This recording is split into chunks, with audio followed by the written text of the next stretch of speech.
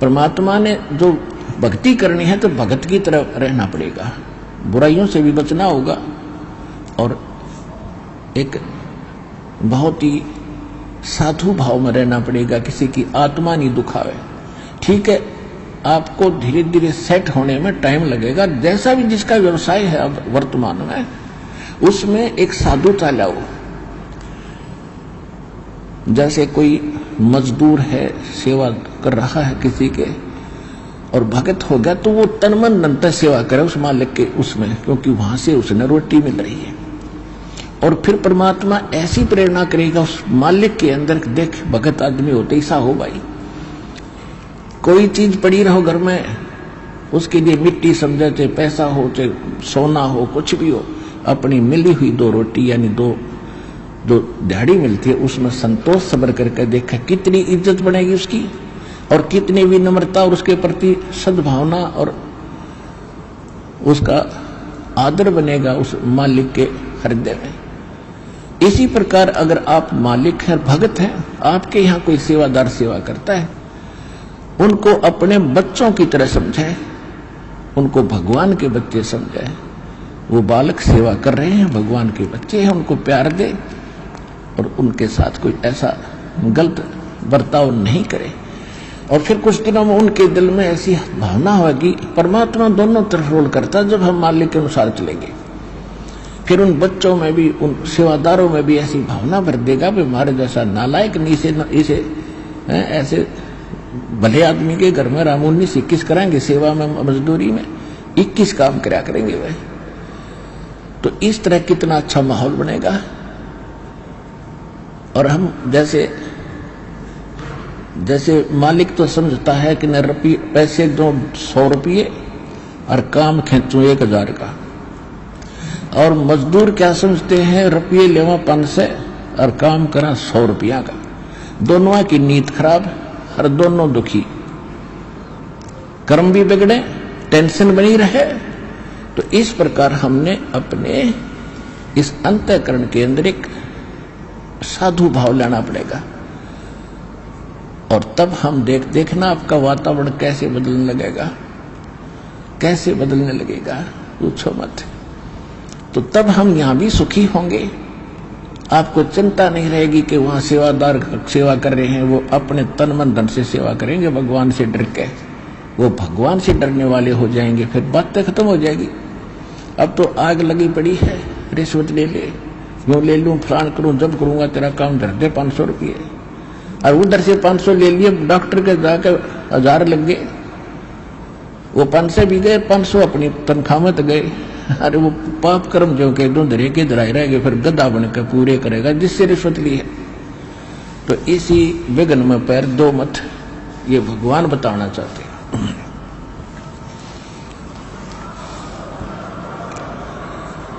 और जब आपको ये ज्ञान होगा ना, जहर दिखाई देगा आपको, और जब आप नेक नीति से चलोगे तो पूछो मत। अब दास बहुत देखता है, एक छोटा सा बच्चा ने बोला जी 55 रुपये पाए, मैंने पड़े। वो घर पे ले आया, घर वाले बोले ना बेटा हमने नीचे धर दे, अपना दान पात्र में डाल दिए, इस वजह हम नहीं खाएंगे। अब देख जिसके गिरे थे उसको पुण्य हुआ, अब यहां पर भंडारे में लग गए, और वैसे उस पर चवन्नी खर्च हो रही थी कि उसने विधि का पता नहीं, और वैसे कोई और मिल जाता, उसने जाते कहीं गुट्टी लाओ उसके 55 रुपया की, या कितने मांस मिट्टी खाओ उसको और पाप लगाओ। तो इस प्रकार हमारी नीत साबित होगी, भगवान खुश होगा, और जब भगवान खुश होगा तो फिर कमी नहीं रहेगी। हमने परमात्मा को प्रसन्न करना है, और परमात्मा प्रसन्न होगा तो फिर कमी किस चीज की, फिर तो क्या बताते हैं परमात्मा, साईं इतना दीजियो जामे कुटुम समावे, हम भी भूखे न रहे, अतिथि न भूखो जावे। इससे अधिक मांगना इस काल की जेल में हमारी महामूर्खता है कि इतना ही मांग लो बस तुम, इसमें सब कुछ मिलेगा, क्योंकि ये कलयुग है।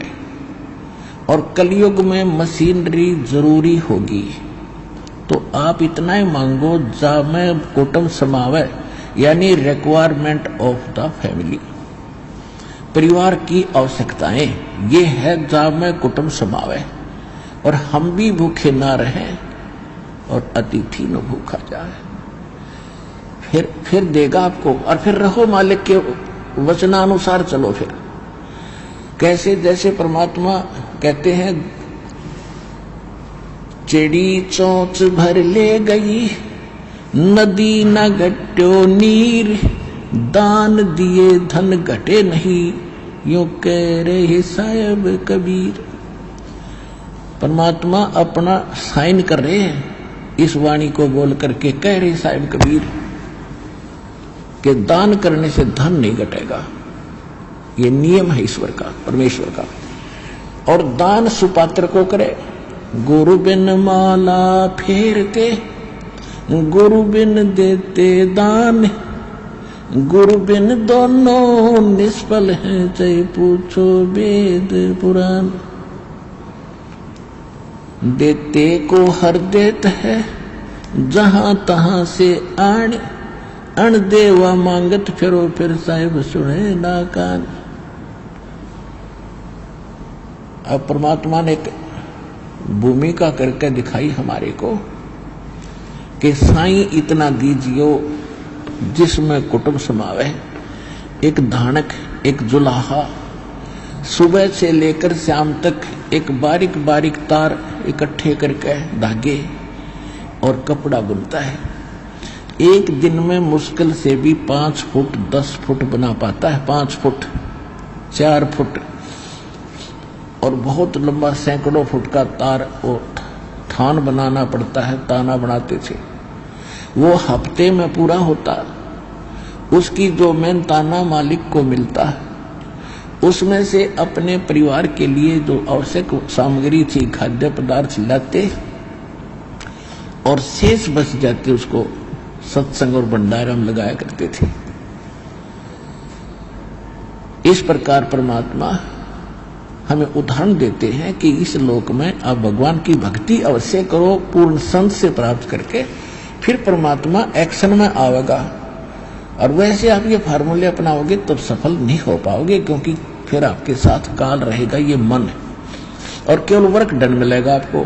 यहाँ वर्क से भी अलग मिलेगा आपको, किस्मत से भी न्यारा देगा परमात्मा, क्योंकि हम परमात्मा से कुछ और मांग ही नहीं रहे, इतना ही मांगते कि हमारी भक्ति बनी रहे और हमें कोई आवश्यक वस्तु का अभाव ना हो, बस इतना सा।